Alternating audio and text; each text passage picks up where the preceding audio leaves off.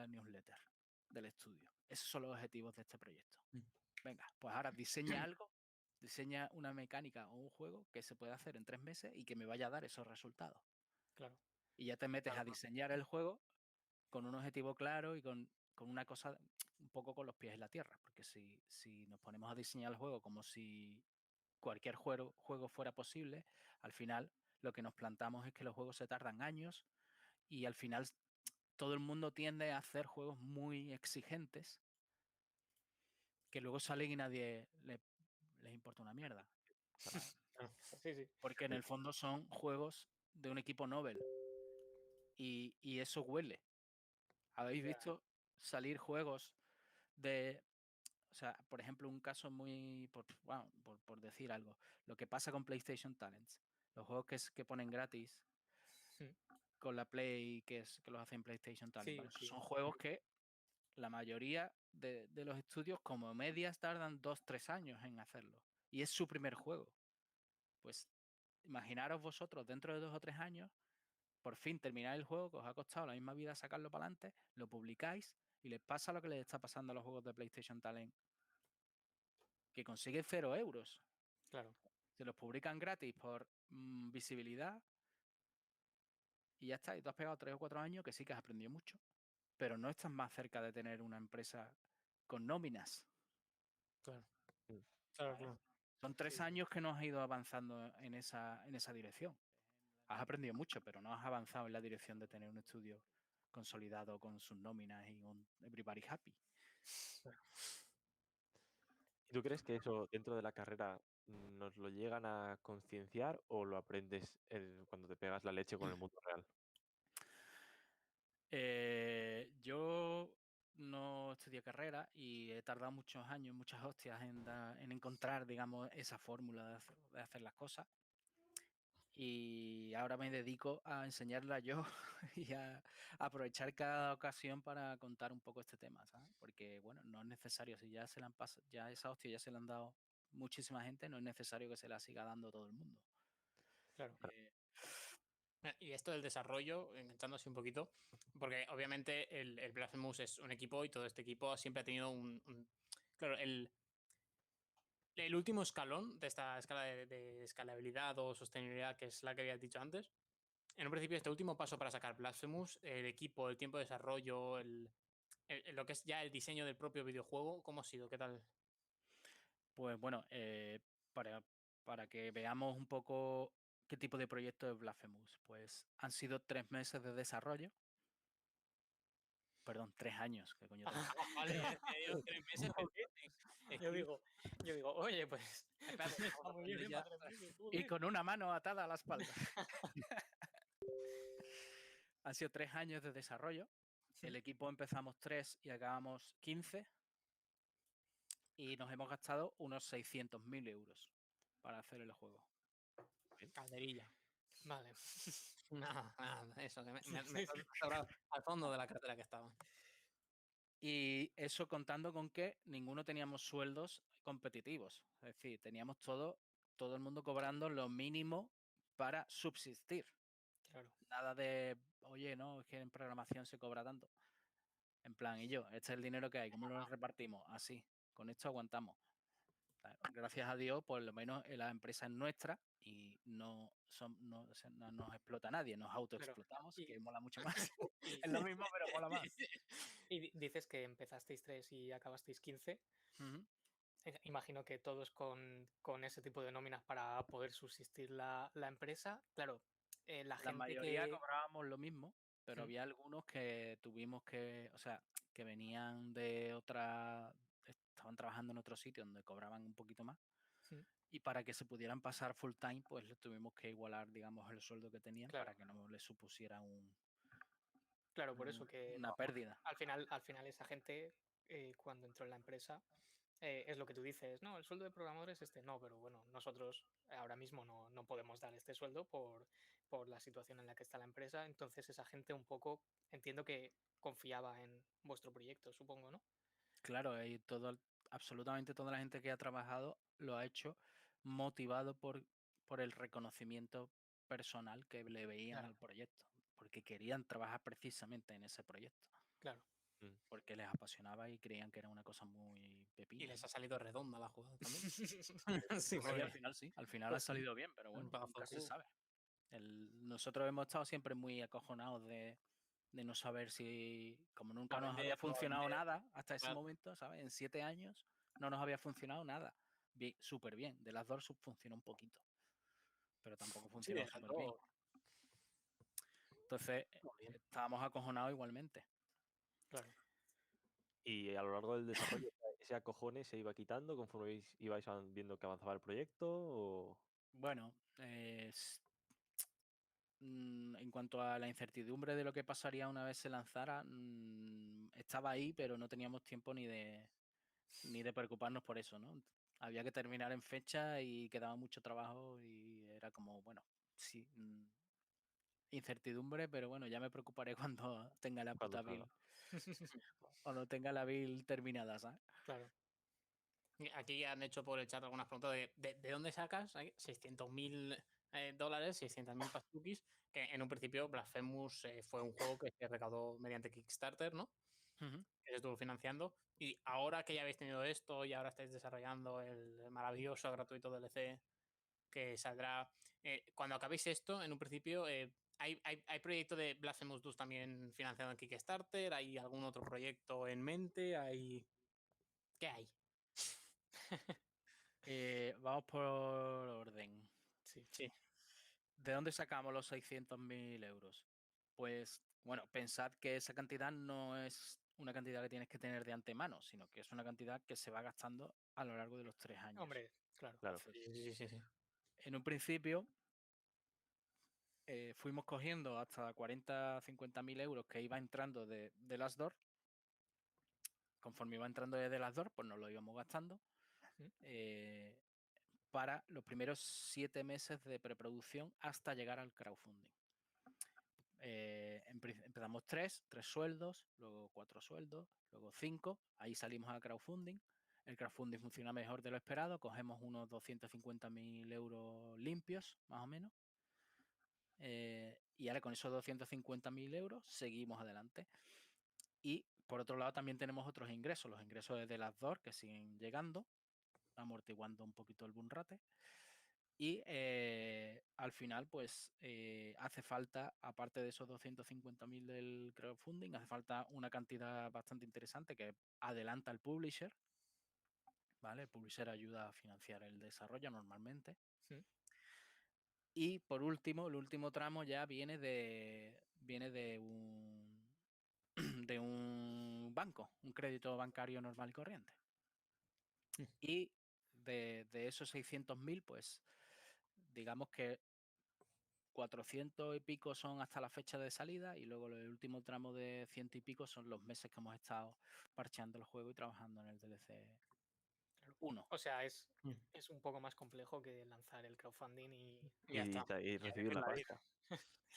El crowdfunding es una fuente de financiación que si te sale bien, pues te puede Claro. ayudar a ir buscando las demás.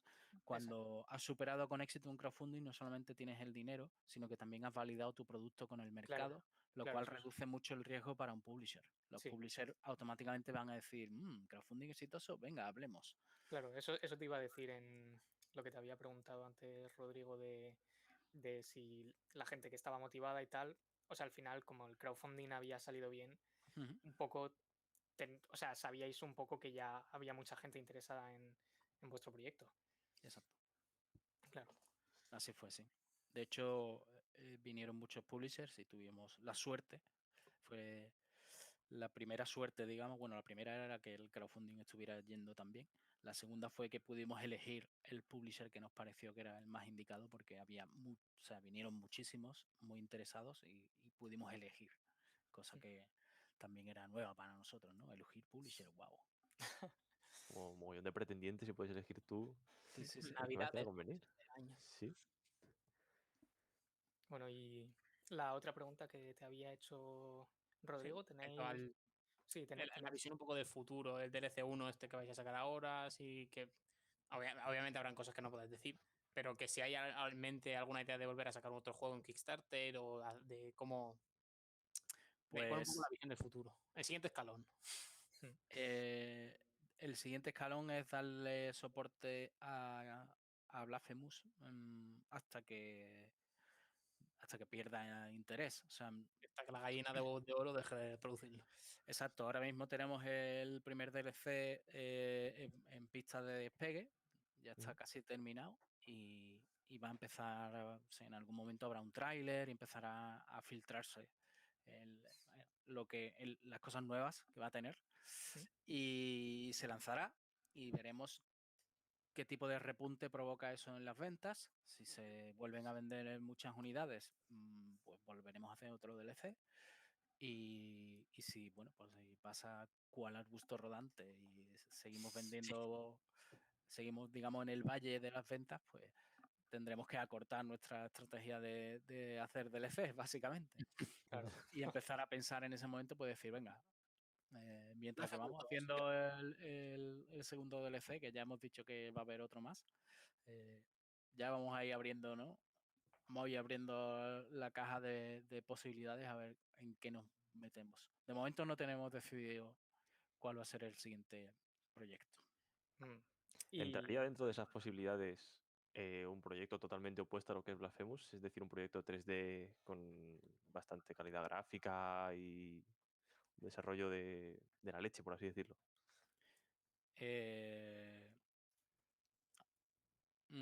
Hombre, el Blasphemous ya me ha parecido bastante de la leche. Sí, pero en lo referente a gráficos 3D en vez de ser de 2D pixel art. Sí, el cambio este. El cambio, un cambio de enfoque totalmente diferente a Blasphemous. En cuanto a todos los aspectos. En principio, o sea, el plan que tenemos como empresa, como estudio, es empezar a cultivar un equipo que tenga experiencia en eso, en juegos 3D. ¿Vale? ¿Por qué? Porque el equipo que ha hecho Blasphemous es experto haciendo juegos 2D y haciendo pixel art. La gente que hace pixel art y que está entre los mejores del mundo haciendo pixel art no van a ser también mágicamente entre los mejores del mundo haciendo 3D. 3D, claro. Entonces, no tiene sentido que esa gente empiecen desde cero, por así decirlo, a hacer un juego 3D. El equipo de Blasphemous continuará seguramente durante muchos años haciendo juegos chulos en 2D, pero The Game Kitchen irá poquito a poco cultivando un equipo nuevo, un equipo diferente, en paralelo con el arte 2D. Con el arte, sí, con 3D, en 3D, en algún tipo de 3D, seguramente, Sí, porque... está claro, porque al final, o sea, en todos los aspectos es muy diferente desarrollar para 2D que para 3D, en absolutamente todos. Entonces... Y como empresa es razonable y deseable tener los huevos en varias cestas, no solo en una. Claro, está claro. Pero eso, claro, ese equipo lo vamos a ir montando, digamos, con los excedentes financieros que ha dado Blasphemous, pues vamos a ir viendo cómo construir un segundo equipo en paralelo que vaya haciendo cosas por otro lado.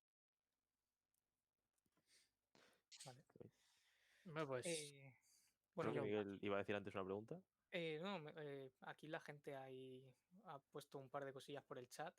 Dicen que a nivel de programación es muy difícil coordinar a la gente porque dicen que el apartado artístico quizás es un poco más sencillo asignar las tareas, pero claro, a nivel programación igual es más complejo. Claro, nosotros no tenemos experiencia de un equipo, por ejemplo, de, yo que sé, a lo mejor, no sé cuántos programadores serían, pero a lo mejor 5 o 7 programadores, no lo sé.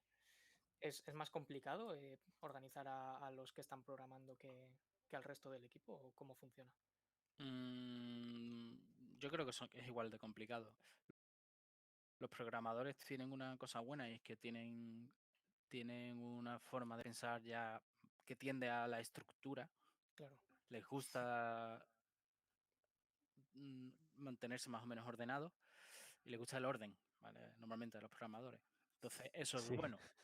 Eso es un punto a favor. Pero luego, por otro lado, también suelen ser son menos comunicativos. Son más de meterse en su puta movida y, venga, concentración total. Y se comunican menos entre ellos. Eso es un punto en contra. Entonces, entre una cosa y otra, al final, con arte pasa lo mismo. al final lo deseable es tener un lead en cada departamento que dinamice, digamos, tener una persona por encima con tiempo y recursos suficientes como para integrar el trabajo de todos los demás. Eso lo hemos descubierto con Blasphemous. Al principio no podíamos permitírnoslo porque no teníamos recursos para más gente, pero una de las primeras cosas que hicimos cuando empezó a llegar el dinero de las ventas fue contratar un lead de programación para que estuviera únicamente hablando con los otros programadores y decirle, esto que me has entregado no concuerda con lo que me ha entregado el otro, apañárselas, o hay que tener una reunión sobre tal cosa, para que hablaran más y para que estuvieran trabajando de forma más sincronizada. Porque además en arte sí que lo habíamos podido hacer desde un principio. Enrique Cabeza, que es el director artístico, llegó un momento que él dejó de dibujar él en persona y se dedicó al 100%, todo su tiempo era para hablar con los otros artistas, pedirle cosas y hacer que el estilo de los diferentes artistas casara entre sí y sincronizar esas labores de sincronía. Las hizo él y al final se vio que hace falta también, en programación hace falta también ese rol. Sí, Claro. hombre, sí, claro, supongo cuando trabajas al final con un equipo más grande siempre Claro. va haciendo falta más gente que coordine. Bueno, Vale, respecto a esto que habías comentado antes de las ventas, el otro día estuvimos viendo aquí en Equipillo que en un principio lo que es el desarrollador de Gris hicieron una porra en trabajo cuando iba a salir el juego, que en un principio salieron como 200.000, que él puso un poquito más optimista que iban a vender 200.000 copias y al final se plantaron ahí como unos pedazos de cracks con 1 millón de copias vendidas. Eso en Blasphemous también pasó, hicisteis algo parecido, un poco ese trabajo en equipo, ¿qué tal? Yo creo que sí, que me parece que fue motivado un poco por la salida de Gris y tal, que empezaba a hablarse del número de copias y tal.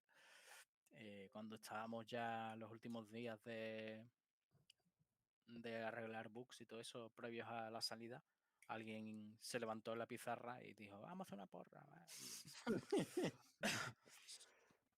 Creo que ninguno pensaba que fuéramos a tener las copias que tuvimos. Todavía no hemos llegado al 1.000.000.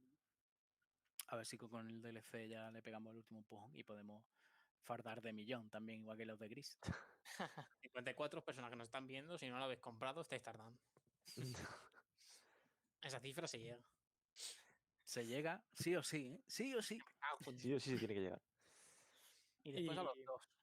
el que fue más optimista, más o menos, ¿cuánto puso? La verdad es que no me acuerdo, tío.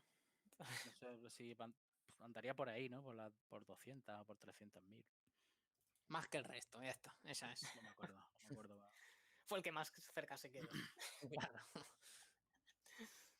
Y respecto al desarrollo de Blasphemous, un poco, si estabas hablando de estos escalones, la metodología que tomasteis un poquito fue full focus, como si fuese crunch, de, ale, pues vamos a hacer esto y lo vamos a hacer porque nosotros lo decimos y somos unos grandes. ¿Y os explotasteis hasta conseguir las metodologías o cómo fuisteis haciendo? ¿Fuisteis por días? ¿Cómo lo enfocasteis en el plan de desarrollo?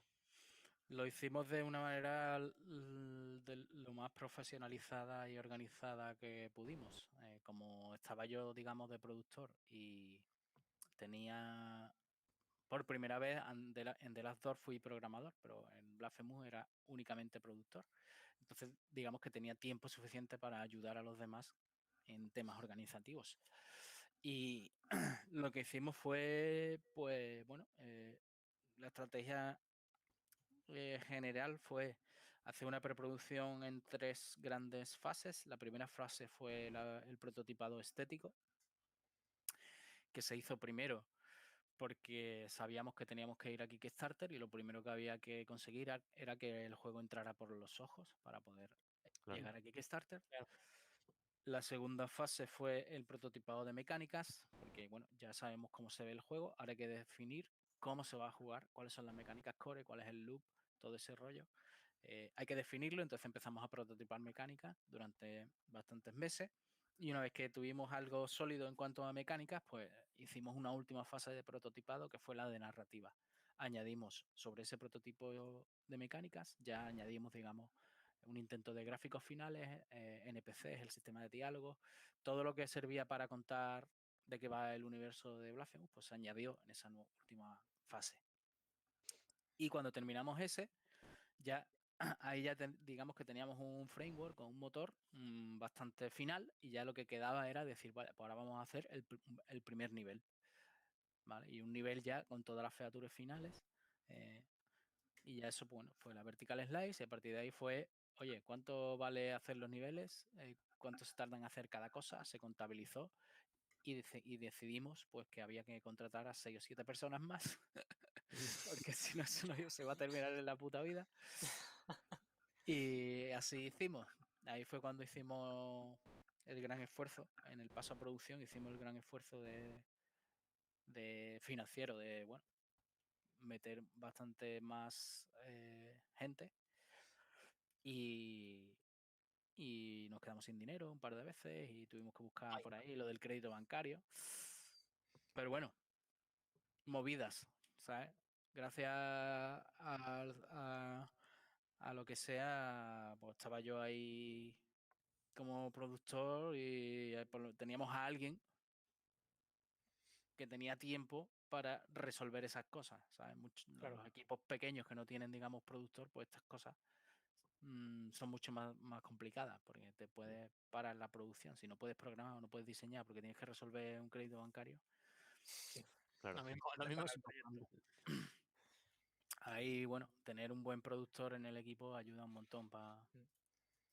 O sea que vosotros un poco decidisteis hacer ese esfuerzo de contratar a esa gente a pesar de que eso podía ocurrir que os quedaseis sin dinero en algún punto antes que llegar a hacer un crunch. Entiendo. Es que el crunch no es una cosa mágica Ya, ya. que te permita de repente sacar el doble de trabajo para adelante. El crunch es... O sea, nosotros tuvimos bastante crunch, ¿vale? Y sufrimos crunch, especialmente los 2-3 meses finales, pues eso era ya en modo loco. Pero de 3 años, 3 meses, pues mira, yo qué sé. Ya, hombre, sí, normalmente cuando ya se acerca Mejor. la fecha. Y sobre todo la diferencia es que bueno, tú has hecho todo lo posible por evitarlo, has hecho bien tu trabajo de organizarte bien y de trabajar a buen ritmo durante 3 años y al final solamente te queda un pequeño desajuste de 3 meses Claro. y lo que hace es buscar una solución, un parche para allí donde tu planificación no ha llegado bien, ¿sabes? No a las cosas Sí, sí. inesperadas o lo que sea, pues bueno, la cubres con un autosacrificio de sangre humana. Pero Claro. es importante que entendamos el concepto de autosacrificio, Hmm. en el sentido de que los resultados de esa explotación redundan directamente en las personas que la están llevando a cabo. Es decir, que la empresa es nuestra y el beneficio que se ha conseguido gracias a eso es para nosotros, no se lo está llevando unos inversores ni una macrocorporación. Claro. Claro. Claro. ¿Vale? ¿Y a Es ti qué te diferente. parece? ¿A ti qué te parece que empresas muy grandes, como por ejemplo ha salido en Epic Games o en Rockstar, hacen estos crunch de tener durante semanas a trabajadores 100 horas a la semana? A ti ¿Qué personalmente, que Eso es un puto failure. Es un desastre absoluto. O sea, el crunch siempre va a ser un desastre, en el sentido de que no es deseable, no es permisible, ni hay que ocultarlo, ni hay que suavizarlo. Hay que reconocerlo. Hay que decir, porque y sobre todo hay que hacer todo lo posible para evitar que se vuelva a producir. claro, Ahora, que tú haces todo lo posible y aún así se vuelve a producir, o sea, se vuelven a ver circunstancias controladas de crunch, pues yo creo que hasta cierto punto siempre va a haber periodos de ajuste en los que en una semana, ¿vale? Una semana, pues a lo mejor te tiene que dar a dormir 2 días allí porque la cosa está muy loca. Pero una sí, semana, 2, claro, claro, ¿vale? Tú tienes que hacer, desde el principio, tienes que hacer todo lo que esté en tu mano para evitar eso y para mantenerlo bajo control y darte cuenta a tiempo cuando todavía estás a tiempo de contratar más gente o de reducir. Luego eso es otra cosa. Hay una política o una tendencia de decir el juego tiene que ser así y ya está, y tiene que ser así, no se puede reducir, ¿vale? Eso también hay que ser, yo creo que hay que pensar que los juegos es viable reducir el alcance del juego. Si va a tener un nivel menos, pues tiene un nivel menos. Es preferible que el juego tenga un nivel menos a hacer pasar al equipo humano por una situación terrible. Claro. Y eso lo tenemos que entender tanto los creadores como los consumidores, ¿vale? Y los consumidores tenemos que empezar a comprar juegos y demandar que se hagan bajo condiciones dignas, ¿vale? Bueno, Claro, al final es un ¿tú crees que los consumidores actuales de videojuegos están concienciados del todo el esfuerzo que lleva detrás un videojuego para que se planteen esa pregunta? No. No, algunos sí, pero yo creo que muchos no. Claro, me refiero a la comunidad de jugadores es muy amplia y vasta y pues esto, Sí, pero como si fuesen los videojuegos, como si fuese en cualquier otro... cualquier película, como si fuese el cine, el teatro, lo que sea, cualquier arte. Luego hay un fenómeno que está relacionado pues con cómo se consume hoy en día, que es el tema de las reviews de YouTube y de bueno, básicamente los creadores de contenido. Pues dentro de los creadores de contenido hay una tendencia que es, como han visto, que la controversia genera clics y genera visitas. Claro. Pues yo cojo todos los juegos y los reviento, ¿sabes? Me meto con el equipo de desarrollo y digo que el Konami es una mierda porque no ha hecho no sé qué y vaya mierda tal cosa, vaya mierda lo otro. Y están dañando a los estudios de desarrollo solo por el hecho de que al hablar más consiguen más visitas en YouTube, ¿no? Entonces, eso creo que es muy desleal y al final es como, bueno, si te gusta la industria del videojuego, ¿por qué le haces eso? Es contraproducente, Claro. no tiene sentido.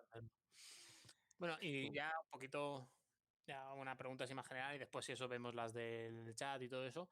Venga. En cuanto a la parte de diseño, y aparte nos ponemos el gorrito de jugadores y hablamos sobre el diseño del videojuego como tal. Blasphemous tiene para quien no lo sepa, pues supongo que aquí todo el mundo lo sabrá. Blasphemous tiene una ambientación bastante religiosa, bastante sobre la Inquisición española, si no me equivoco, ¿vale? A la hora de diseñar como tal el juego, ¿qué ideas descartasteis? ¿Cómo os decantasteis por unas ideas o por otras? Todo este proceso de desarrollo para ver qué ideas nos quedamos, qué ideas nos desechamos, cuáles eran esas ideas que podían que se han desechado. Pues en su gran mayoría ese proceso era responsabilidad de Enrique Cabeza como director creativo del juego. Él fue el principal motor de buscando las temáticas que se iban a incorporar al juego, buscando las sensaciones, el mal rollismo, procede de su puñetera cabeza. Y básicamente una de las cosas que sí que nos ha ayudado mucho durante todo el proceso ha sido una fase de concept muy potente, ¿vale? El juego es un juego pixel art 2D, pero no es tan habitual que se le haga a ese tipo de videojuego una fase de concept art previa, tan tocha como la que hemos hecho nosotros, hasta el punto de que, bueno, en ese momento, en esa fase concept, éramos posibles, o sea, veíamos qué es lo que iba a tener más potencial, ¿sabes? Se han pintado muchos cuadros para cada personaje, para cada nivel, para cada elemento del juego. Y en base a esa fase temprana ya podíamos, digamos, ir eligiendo los que tenían más potencial, más rollero, e ir adaptando, digamos, el mensaje artístico que queríamos componer con el juego. Entonces, no subestiméis el poder de hacer una buena fase de concept y de trabajar con concepts con buenos artistas concept, porque el diálogo entre los concepts y los diseñadores y los directores de arte pues pueden marcar la diferencia entre un juego que tenga cohesión artística o que sea simplemente un pastiche, ¿sabes? Claro. ¿Y algunas de las ideas que planteasteis al principio las habéis reservado para posibles proyectos futuros o las quedan totalmente descartadas? Bueno, algunas se habrán descartado totalmente, muchas se han quedado para el primer DLC y el problema con las ideas es que tú tienes muchas más de la velocidad que eres capaz de implementarla. Entonces, Claro. habrá algunas que se han quedado, pero al final, en plan, tú dices, bueno, ya lo haré en el DLC, pero de aquí a que te pongas a hacer el DLC ya se te han ocurrido 4 y en la que pensabas hacer para el DLC, a lo mejor esas 4 son mejores y ya pasa a ser completamente descartada. En fin, al final las ideas son interesantes, pero solo son las semillas. Lo importante es la capacidad que tú tengas de convertir esas ideas en cosas reales y sacarlas adelante. Claro. Y a veces la capacidad está marcada por los recursos que te quedan, el tiempo que te quedan. Claro. Hay muchos inconvenientes para poder sacar lo que uno tiene idealizado en la cabeza. Se tiene que ir adaptando a las condiciones reales que hay. Bueno, pues, y ahora sí que vamos a leer algunas de las preguntas, una que se ha hecho un poquito bastante. Antes estábamos hablando de toda esta gente que hace un hate totalmente innecesario. Obviamente, esta parte a veces puede ser mucho pequeña, pero le damos mucho bombo respecto al resto. La parte contraria, todos los fans, todo el mundo que hace fanarts, todo el mundo que hace guiñitos, que hace todas estas cosas, que la pregunta tal cual es, ¿qué se siente al recibir tanto amor por tu trabajo? ¿Soléis buscar fanarts o críticas sobre vuestro trabajo en internet? Pues yo para mí principalmente es la métrica con la que me siento más realizado. Yo, sobre todo en la cuenta de Instagram, monitorizo los hashtags que tienen que ver con Blasphemous porque me encanta ver lo que hace la gente y básicamente lo más guapo del proyecto es eso. De hecho, mira, esta camiseta es un fan art. La hizo alguien por internet y yo se la robé y me hice una camiseta para mí, ¿sabes? Yo lo puto máximo me lo hago. Es guapísimo. Y hay gente pues que se tatúa cosas que me parece increíble. Que se tatúe algo que haya salido de Game Kitchen, pues está por ahí tatuado en la piel de la gente. Los maravillosos cosplay que hemos tenido me parece la hostia porque, bueno, es que hacerse un traje de cualquier personaje de Blasphemous requiere un trabajo que te cagas, ¿sabes? Porque que sí. placas de armadura, Mm. vestimenta, el personaje principal, ha habido varios cosplayers, pero ahora empieza a verlos también de los personajes secundarios y de los enemigos. Increíble, ¿no? Los covers musicales, una cantidad de cosas flipantes. Ya te digo que es personalmente es lo que más disfruto del haber creado una IP propia. El ver a la gente hacer cosas derivadas. Es brutal. Bueno, tenemos por aquí más preguntas por el chat. A ver Sí, si cogemos. si no... Vale. A ver, está bastante interesante, yo creo. ¿Qué piensas de ser absorbido por compañías más grandes? Pues tal y como hemos montado nosotros nuestro estudio, no tenemos un particular interés, ni vamos buscándolo, ni me lo he planteado nunca, de momento, ¿sabes? Claro. Entiendo que puede ser la mejor forma de llegar a hacer juegos de una determinada escala. Si nosotros, por ejemplo, de repente quisiéramos hacer un Uncharted o yo qué sé, un juego como el Half-Life Alyx o algo así, pues la única manera de repente pasar a ser un estudio de 12 personas, pasar a ser uno de 70 que hace un juego así, pues es contar con el apoyo de una grande, ¿no? Pero tampoco, o sea, como diseñadores, como creativos, no tenemos interés en hacer juegos de ese tipo de escala.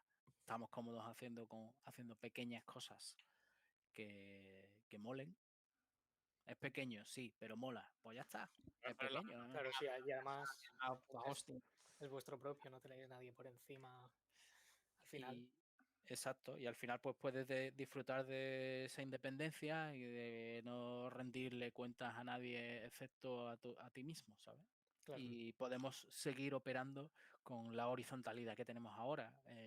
Ahora la empresa nos pertenece y todos nosotros decidimos de forma colectiva en qué invertimos el dinero que ha llegado, si nos cogemos una semana de vacaciones porque nos sale de los cojones, porque la empresa es nuestra y no tenemos inversores ni nadie a los que rendirle cuentas. Y ¿no os parece que sería buena idea una semana de vacaciones después de terminar el DLC? Buena idea, hagámoslo. Importante. O alguien dice, no, yo creo que mejor 2. Doble de mejor. Hagamos eso. ¿Qué os parece si nos ponemos una pandemia todo guapa de vacaciones antes de que... Entonces, ahora mismo estamos disfrutando de ese momento. Mm. El día que Enrique Cabeza se le meta entre cejas y cejas a hacer algo mucho más ambicioso, pues ahí ya tendremos que pensarnos si buscar el asociarnos con alguien, ¿no? Claro. Pero de momento, él también está cómodo haciendo cosas más pequeñas y el resto del equipo igual, así que... Bueno, teníamos una pregunta aquí de un compañero también que nos la ha hecho antes. Nosotros estamos empezando a tocar un poquillo lo que es el tema de Unity y a empezar a dar nuestros primeros pasos en el desarrollo. ¿Nos recomendarías empezar por Unity, por Unreal o por dónde nos encaminarías un poco para nuestros inicios? Pues creo que es un poco indiferente. Quizá dependa de la orientación de lo que quieres hacer. Ujú. Por ejemplo, con Unity vas a tener más fácil acceder al juego móvil, si quieres tirar hacia juego móvil. Si quieres tirar hacia VR, 3D a saco, pues quizá Unreal es mejor. En Claro, realidad Dependiendo. depende. Dependiendo. Sí. busques. Y al final vas a tener que desarrollar la conciencia de que la herramienta no es tan importante como la estrategia Claro. del estudio, porque las herramientas aprenden a usarlas y ya está, ¿sabes? Y una vez que sepas Unreal te va a ser muy fácil aprender Unity y al revés. Lo Claro. importante es, si sabes modelar en una herramienta, ya sabes casi modelar en la otra. Solo tienes que aprender aquello, lo poco que será diferente de una a otra, pero las técnicas básicas serán bastante similares en los dos motores y Claro. en definitiva en todas las herramientas. Ujú. También, Bueno, sí, sí, Rodrigo. No, bueno. a ver, habías no, comen- Hay Vale. una regla relacionada con lo que hablábamos al principio, Mm. que se llama la regla del doble, ¿vale? Y consiste en no hagas nunca nada que sea más del doble de complejo que algo que ya hayas terminado. Está ¿Vale? bien eso. buena regla. Es para apuntarla. Y claro, si nunca has hecho nada, pues empieza por una Game Jam. 48 horas de una Game Jam. Y a partir de ahí, el siguiente listón es, en vez de 2 días, 4. Y el siguiente, en vez de 4 días, 8. Y así. Esa es la regla del doble. Ujú. Vale. Di, Rodrigo, la pregunta que vas a decirle. Que en un principio, antes ya siento la metida de pata que he hecho, que en un principio Blasphemous no va sobre la adquisición española, ¿vale? Hace mucho tiempo que me lo jugué y que yo sepa, sí Bueno, que hay el tema de un poco de la Inquisición, todo eso, que por ahí se me ha metido, que en un principio habla sobre la Semana Santa y aquí en el chat están preguntando si el tema este tan religioso, si fue algún tipo de... A ver, espérate que busco la pregunta como tal. ¿Cómo se os ocurrió la idea de usar la Semana Santa como estética? ¿Pensasteis que sería controvertido o arriesgado? Eh, el tema de Blasphemous no es literalmente usar la Semana Santa, aunque entiendo que esa es la parte que más llama la atención. El tema es usar el folclore del sur de España en su conjunto. Claro, si tú observas el folclore de la Semana Santa, o sea, perdón, del sur de España, evidentemente todo lo religioso y la Semana Santa obviamente tienen mucho peso ahí dentro de ese folclore, pero también hay arquitectura, también hay flamenco, también hay leyendas locales, es todo el conjunto del folclore intentando hacer lo que hacen los desarrolladores japoneses y los creativos japoneses que nos venden sus mangas y sus juegos basados en sus propios mitos, Mm. sus shinigamis y sus mierdas. Sí, sus cosas, sus dioses. Pues nosotros, ese era el rollo, en plan, vamos a venderle la idiosincrasia de aquí del sur a través de la fantasía. Y claro, evidentemente lo más controvertido y llamativo de eso es la parte religiosa. Concretamente, pues claro, evidentemente lo de la Semana Santa siempre se dice porque evidentemente el protagonista tiene un capirote. Entonces la relación es inmediata, pero no es únicamente la Semana Santa y tampoco es únicamente la religión. Claro. Hemos utilizado, por ejemplo, la pintura de Goya, tiene un peso brutal en el juego y, por ejemplo, musicalmente todas las canciones del juego están basadas en algún palo del flamenco tocado de otra forma, ¿no? Para que tenga sentido dentro de la acción del juego. Entonces es todo el folclore y la idea surgió a partir del personaje protagonista.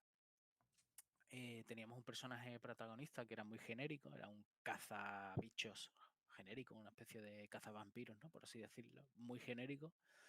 Y estábamos pensando formas para hacerlo menos genérico, más único.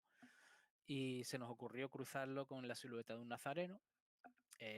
Así hicimos, digamos, la versión 1.0 del penitente. Y por ahí vimos que ese tipo de cruces eran interesantes. Entonces empezamos a hacer lo mismo con los escenarios, los enemigos y con todo, ¿no? Cruzar cosas de nuestro folclore con el concepto de juego de aventura, de acción. Y cruzando, pues se fue construyendo el imaginario estético del juego. Interesante. O sea, hay muchísimo. Hay muchísimo por detrás. Es un árbol gigantesco de Sí. ramas, de cosas que tocan. Por aquí el arte, por aquí la música, por aquí. Vastísimo el mundo. Sí, si os interesa, o sea, conocer en profundidad cómo ha sido ese proceso, el libro de arte que es agotado en versión física, pero en versión digital sí se puede pillar. Está ahí en nuestra página web. Pues ya los ha visto los del chat. Bueno, A interesarse por el arte de Blasphemous. vamos a entrar en la página. Y bueno, hay por aquí. Hay varias una preguntas en el no chat. sé, sí, no sé cuánto tiempo nos queda, pero esta, bueno, es bastante interesante para nosotros.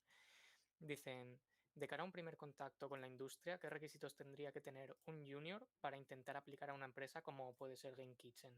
¿Sería viable que lo hiciésemos? Lo que siempre aconsejo al respecto, ¿vale? Es que hay que elaborarse un portfolio más allá de los ejercicios de clase. Yo normalmente me gusta ofrecer periodos de práctica, los periodos de práctica que están incluidos en los diferentes másteres y en los ciclos formativos y todo eso. Nosotros traemos gente de práctica al estudio y normalmente soy yo el que selecciona a quién viene. Entonces yo recepciono a los applicants, los correitos, y me vienen los portfolios y los veo, digo, uy, qué parecido es este portfolio al de antes y al siguiente. Claro, porque me entregan unos portfolios que son los puñeteros ejercicios de clase. En plan, este es el primer modelo que he modelado en mi vida, el primer objeto que he animado en mi vida, y así todo. Y yo, pero ¿de qué carajo vais? O sea, no fucking way. ¿Tú quieres ser desarrollador o qué coño? O sea, tú vas a clase por la mañana y estás jugando al Overwatch todo el puto día luego, ¿no? Así no vas a ningún lado por la vida. Tú tienes que ir a clase, dar tu clase, volver a tu casa y ponerte a hacer un proyecto. Ya sea personal, ya sea en grupo con tus compañeros de clase, pero tú tienes que hacer un proyecto y proyectos pequeños, ¿vale? Proyectos de 2 o 3 días, voy a hacer un prop, voy a modelar un prop, ¿vale? Pues a los 2 o 3 días lo terminas y modelas otro, y luego modelas otro, y luego modelas otro, y ahora voy a hacer un pequeño minijuego, ahora voy a hacer un Tetris, y luego voy a hacer un Arkanoid. Claro. Uno detrás de otro. Tener iniciativa propia. Aprovecha los años que estás ahí en clase, aprovecha esos años para construir un portfolio, pero ese portfolio lo tienes que hacer aparte de, o sea, en base a tus proyectos personales, seguir tus propios intereses, ¿vale? Sin escuchar, digamos, a la industria ni a lo que le gusta a la gente. ¿Qué te gusta a ti? ¿Te gusta animar? ¿Te gusta la animación en 2D con... ¿cómo se llama esto? ¿El spine? ¿O te gusta la animación en 3D con huesos y sus movidas? ¿O te gusta el digital painting y quieres ser concept? ¿Quieres ser ilustrador? ¿Qué carajo te gusta? Averígualo y profundiza como un cabrón en eso. Y ese es el portfolio que quiero ver cuando llegue la hora de buscar las prácticas de tu ciclo formativo o de tu máster. Ese es el portfolio que a mí me interesa ver. Si yo veo ese tipo de portfolio, decir, vale, este tío no ha perdido los 2 años de máster, no los ha perdido jugando al Overwatch. Ha estado haciendo proyectos como un cabrón. Ese es el que yo voy a traer al estudio. Bastante interesante. Al fin y al cabo, Sí. un poquito esta filosofía de emprendimiento, esta filosofía de trabajo, de desarrollo, de aprendizaje, es un poquito la que tenemos nosotros aquí. Por ejemplo, en la asociación de Multitech, de no quedarse quieto y pues ahora este proyecto, pues ahora este otro, pues ahora esta Game Jam, ahora esta hackathon. Un principio, el desarrollo personal en cuanto a todas las aptitudes que hay. Sino Pero- quedarnos solo con lo que nos ofrece la carrera, sino explorar mucho más allá de lo que podemos hacer.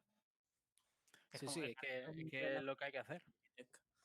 No creáis que lo que estáis viendo en clase, esa formación, en ninguna, no en la vuestra, o sea, en ningún sitio, enseña el nivel de excelencia que hace falta en un estudio. En ningún sitio se llega ni de cerca. Ya. Son los proyectos personales lo que os van a llevar hasta ese nivel. Después de esto me Claro. dan ganas de ponerme a hacer cosas. Y Sí. de no hacer nada en mi casa. ¿Y crees que la sobrecarga de trabajo a veces en la carrera o en los ciclos formativos o en el máster es equiparable al tener el suficiente tiempo como para poder decidir tú hacer algunos proyectos pequeños? Pues puede que no, sí, tienes razón. Debe de haber mucho trabajo en la carrera como para desarrollar luego una carrera tu propia carrera, ¿no? Práctica, por así decirlo. Claro. Es bastante, puede llegar a ser incompatible, sí. Pero Por bueno, eso,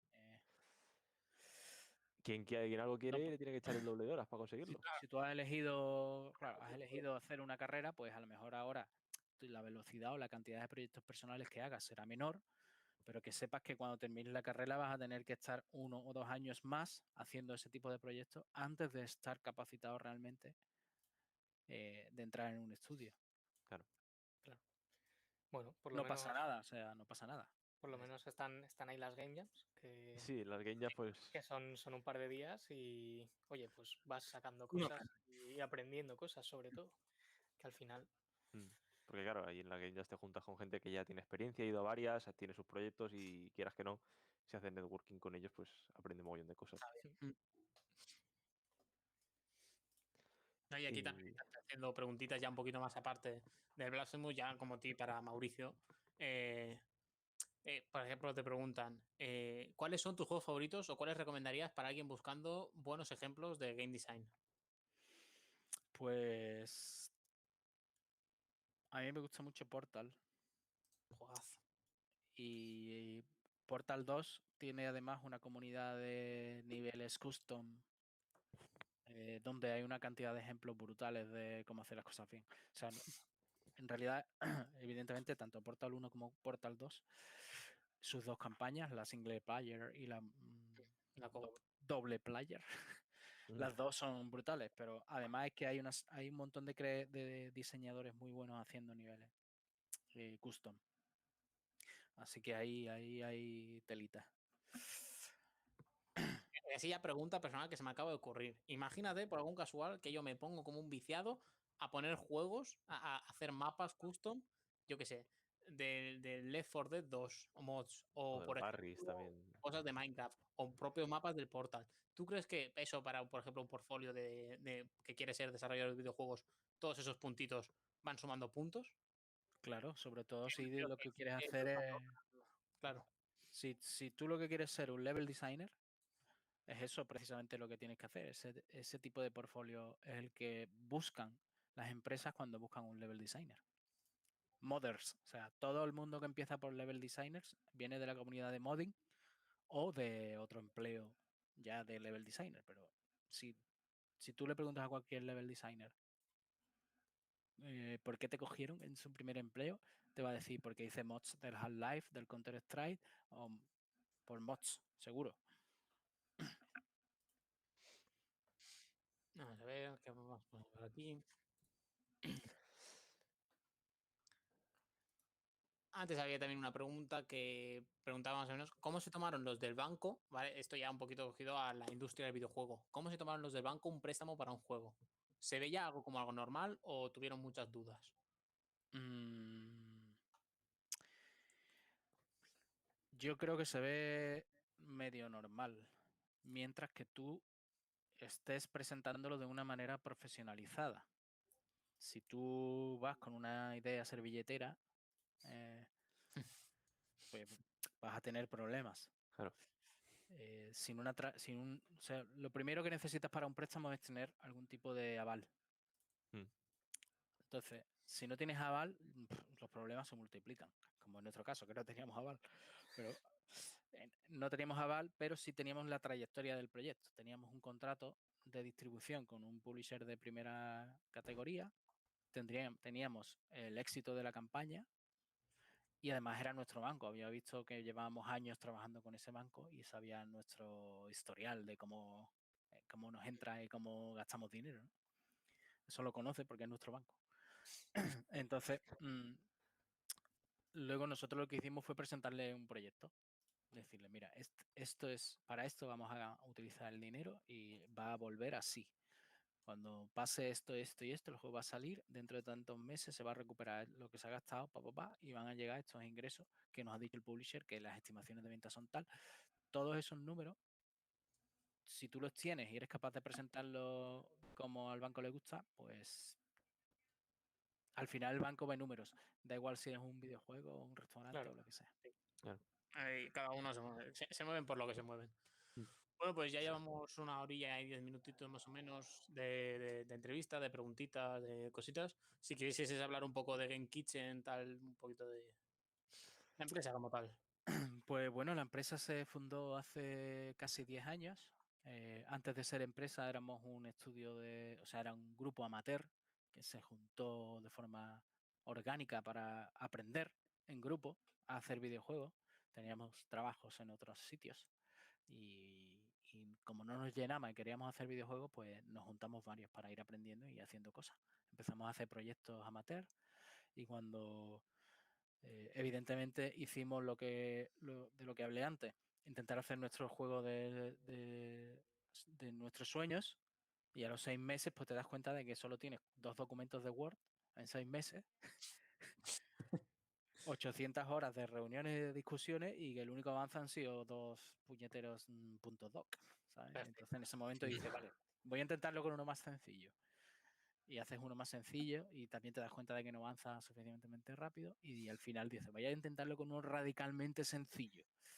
Y ahí es cuando por fin hay avance, por fin terminas algo y por fin ya has subido un pequeño escalón y ya estás en el primer escalón de la escalera de la sostenibilidad. En nuestro caso fue un juego de fútbol. Anda. Empezamos con un juego de aventura, por así decirlo, en plan RPG, narrativa, personajes, bla, bla, bla, bla, bla. 6 meses tirado a la basura. Después pasamos a un juego mucho más sencillo, que un juego de carrera de chapas. En plan, tú le das un cholito a una chapa y vas por un circuito y tal. Pero aún así ya ahí tenías físicas, tenías diseño de escenario, tenías un montón de cosas. Y igual, tardamos meses, avanzamos mucho más que con el otro, pero no llegamos a terminar nada porque aún así era demasiado complicado para la experiencia que teníamos, que era ninguna. Y tampoco había motores, ¿eh? Ojo, que era una época sin motores. Pre-Unreal y pre-todo. Así que al final dijimos, y yo, algo mucho más sencillo. Acababa de salir la tecnología XNA, que era una cosa de Microsoft que sacaron con la Xbox 360. Y dijimos, oye, vamos a participar en un concurso, ¿vale? Que es dentro de 3 meses. Y dentro de 3 meses hay que tener lo que sea para poder enviarlo. ¿Qué podríamos hacer que fuera ultra sencillo en 3 meses? Y dijimos, hostia, pues un juego de futbolín, que no hay que hacer ni narrativa, ni diseño de personaje, ni animación, porque es un puto Quaternion, ¿no? Ahí dando vueltas. Sí. Lo único que hay que tener es un par de modelitos 3D, física, interfaces, música y sonido. Venga, pum. Y por fin conseguimos terminar algo. Aprendimos lo básico de trabajar en equipo, lo básico de crear modelos, exportarlos, cargarlos en el motor, lo básico, un poco lo básico de todo. Y bueno, con esa experiencia pues ya dijimos, venga, ahora que ya sabemos algo y hemos sido capaces de terminar algo, vamos a hacer algo un poquito más ambicioso. Y así fuimos poquito a poco aumentando el listón con pequeños proyectos hasta que un día pues uno de esos proyectos salió un poquito bien y de hecho fue 3 años después volvimos a entrar en ese mismo concurso y esa vez ya ganamos el concurso y con el dinerillo que nos dieron pues ya nos venimos arriba y montamos la empresa, montamos The Game Kitchen. Y durante todo ese tiempo, claro, por ejemplo, hasta que sacasteis el juego de futbolín, o sea, no ingresabais nada por la parte de estos desarrollos. Ni después. Bueno, No, claro. El juego de futbolín lo terminamos y lo presentamos a concurso, pero nunca salió a la venta en ningún lado. ¿Y estabais trabajando en otras cosas? Seguíamos trabajando en otras cosas. Claro. Yo estaba trabajando de programador en una consultora, Enrique Cabeza también, de hecho nos conocimos ahí. Y los demás igual, estaban trabajando cada uno de lo suyo. Claro. Bueno, y para jugar ese juego de fútbol, ¿qué hacemos? Ese juego no está, ese juego está... Yo creo que algún vídeo de YouTube puede haber por ahí. Espérate, vamos a buscarlo. A buscarlo. Se llama Extreme Table Soccer. Extreme con X. ¡Boom! Ahí está. Ya no me lo puedo creer. Ojo, que hay otro que se llama Gameplay Extreme Table Soccer Simulator. Ese no es. Es el que solo pone Extreme Table Soccer. De hace 8 años. Madre mía. Subido por Nolver, ¿puede ser? Ahí está. Pues se lo he pasado por el chat, si lo queréis ver.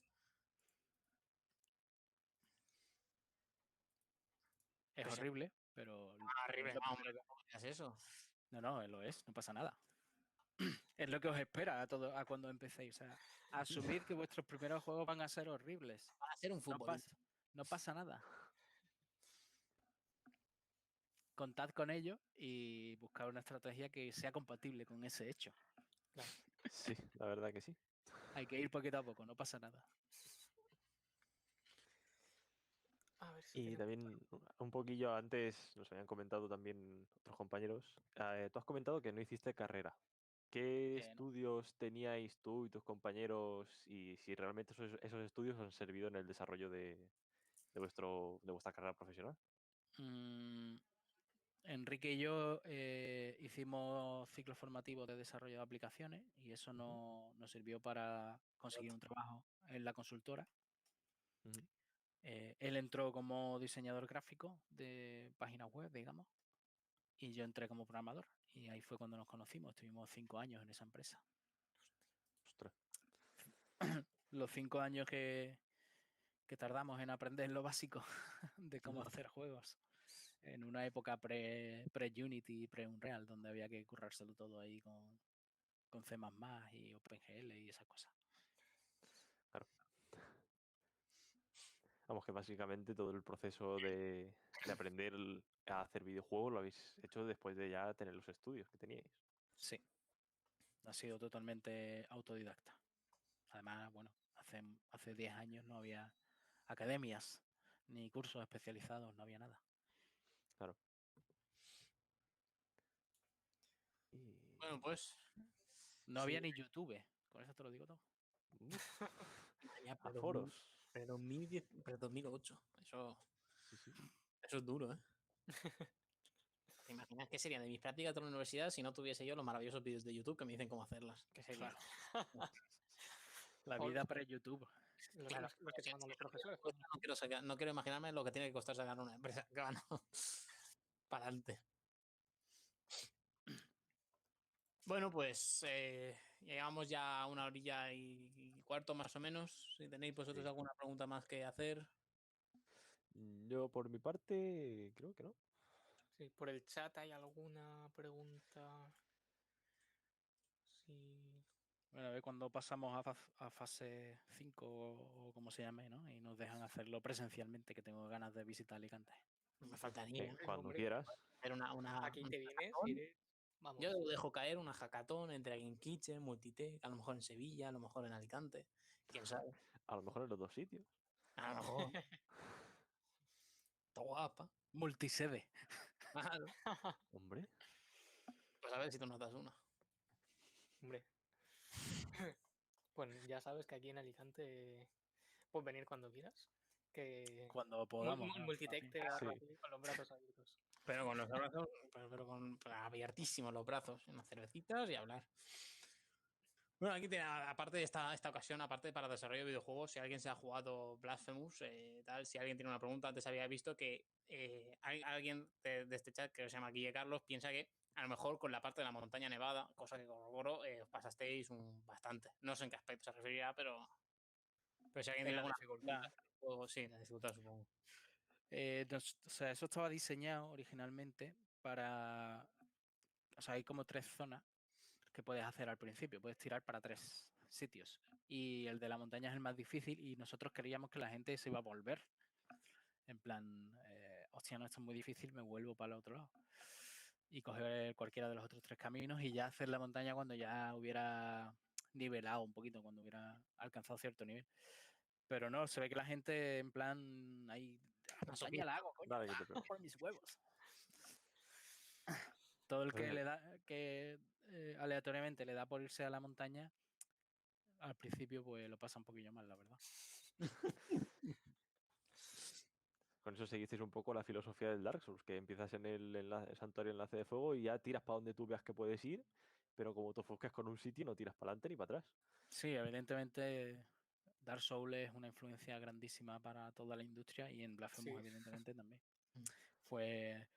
Era un poco lo que pretendíamos conseguir, era que no hubiera puertas, sino que tú te puedes meter hasta donde quieras y ya a base de hostias Ya aprendes para dónde tienes que ir. fueras aprendiendo de que no hay que meterse no hay que venirse tan arriba. Sí, un poco, ¿no? Como la vida real, que no tienes Que te voy a gran cortar libertad. a hostias. Un poco en la vida real, que te dan varios caminos y ya tú aprendes por dónde tienes que ir, pero si te ofuscas con uno, a lo mejor no es la mejor idea. Exacto. Pues, que al parecer, a que nos están diciendo por el chat que hace poco uno de los creadores de Dark Souls comparó a Blasphemous con el propio Dark Souls. Ah, sí. Anda. No he visto yo eso. Las altas esferas, la hostia esto. ¿Dónde está eso? Hombre, por favor, URL ya, que me la mande. A ver, Me ha hecho el meme, claro. El Dark Souls de los Rogue el que lo ha puesto por el chat, que pase Que pase el URL. URL. O le ganeamos, gano. Sí, además lo retuiteó uno de los componentes de Game Kitchen. Ah, vale, pues no sería yo, me imagino. Le preguntas a tus compis, dice. Blasphemous es el Dark Souls de la gente de Dark Souls. Dicen que probablemente Enrique Colinet. Seguramente sí, porque él es el que vive en Twitter. Sí, yo veo un montón de cosas suyas. Buen ecosistema para vivir. Un montón. Bueno, y ha sido una preguntita también ya, un poquito ya para empezar a finalizar ya un poco Sí, este maravilloso meeting. Que han preguntado que si crees que el mundo de los videojuegos está muy saturado. el mercado de los videojuegos. Mercado. El mercado. Y tenemos al hombre trabajando en encontrar este maravilloso tweet. Tenemos un hombre en ello. A ver, está lo suficientemente saturado para que te lo tengas que currar a la hora de vender copias, pero creo que todavía hay suficiente margen para hacer cosas nuevas, innovadoras, y cualquier producto puede funcionar siempre que te lo curres y ofrezcas algo nuevo y tenga un valor bien pensado. No es lo que cuando surgió el movimiento indie, ¿no? Que cualquier juego pequeño podía triunfar en Steam. Eso ya evidentemente no. Cualquier cosa no funciona ya. Hay que pensar muy bien y darle exactamente a la gente lo que quiere. Pero bueno, de momento el famoso indie apocalypse ese que nos iba a echar a todos los indies fuera de la industria, pues de momento no ha sido tal cosa. Simplemente demanda una cantidad bastante grande de excelencia en cuanto a pensemos lo que estamos haciendo, señores, tengamos una estrategia, investiguemos el mercado, miremos lo que quiere. No podemos hacer un juego random de espaldas al mercado y luego esperar que mágicamente funcione. Pero aún haciendo las cosas bien, sigue habiendo espacio para todos, ¿no? Sí, además, esto que decías del Indie Calypso y eso, hombre, yo no creo que llegue porque al final el mercado indie, o sea, hay muchísimo mercado para lo indie y al final es de donde salen las ideas más creativas, porque los juegos AAA al final, pues eso, tienen que enfocarse a que si sacan un juego, pues tienen que vender millones o vete tú a saber, pero Claro, porque la inversión claro, tienen que recuperarla de pero alguna forma. sí, los indie pueden ser un poco más creativos, un poco más arriesgados en ese sentido. Así que, Sí, siempre que hagas las cosas bien. Y hombre, está claro, está claro. eso, investigando el mercado y sabiendo, vamos, con cierta estrategia, ¿no? Perfecto, pues bueno, yo creo que hasta aquí ya casi la horita y media. Mira, en un principio muchos agradecimientos a Game Kitchen, principalmente, porque obviamente sin tu presencia esta entrevista no podría haber sido. También agradecimientos a Multitech, que por el chat les están dejando el enlace a Telegram para unirse, al cual tú también estás invitadísimo, Mauricio. Y Bien. recordar que es una asociación de Alicante, de estudiantes de la Universidad de Alicante, y también darle las gracias a Univer, Univer. a Univer, que es nuestro sponsor, ¿vale? Que es una plataforma y que tiene una cierta comunidad de networking para emprendedores, y que también ahora os dejarán, y creo que lo han hecho antes, pero no lo tengo del todo claro. A ver, vale, Sí, lo habían dejado por ahí antes, pero lo vuelven a a la poner. plataforma de Univer. Ahí está. Y también agradeceros a todos los que habéis venido, y esperamos que Que haya sido amena la reunión. claro, Y que os haya interesante. divertido, que como un pequeño podcast, que pues eso, que os Sí. haya gustado y que os haya Claro. entretenido. En la Y duda que tú también hayas disfrutado de esta reunión. Y sobre Sí, todo, si os ha gustado, hacérnoslo saber por Twitter y todo eso. Y en cuanto se pueda, claro, si se pudiese organizar un evento presencial, pues Allí oye, estaremos. estaría bien. damos vuestro feedback y pues eso, por lo de siempre. Pues qué vamos a decir. Pues muchas gracias a Muchas todos. gracias. Muchas gracias, chicos, y nos vemos pronto. Claro. Sí. Esperemos. Todo lo pronto que nos dejen. Bueno, pues muchas gracias a todos por estar aquí. Un saludo. Un saludo. Dios.